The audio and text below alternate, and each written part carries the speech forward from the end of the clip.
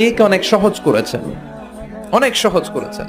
এক সাহাবী বলল, ইয়া রাসূলুল্লাহ, বিয়ে করব। বিশ্বনবী বললেন, হাল্লাকা সাদাক, ইয়ানি মাহর, ডু ইউ হ্যাভ দ্য ডোরি? তোমার কি মোহর আছে?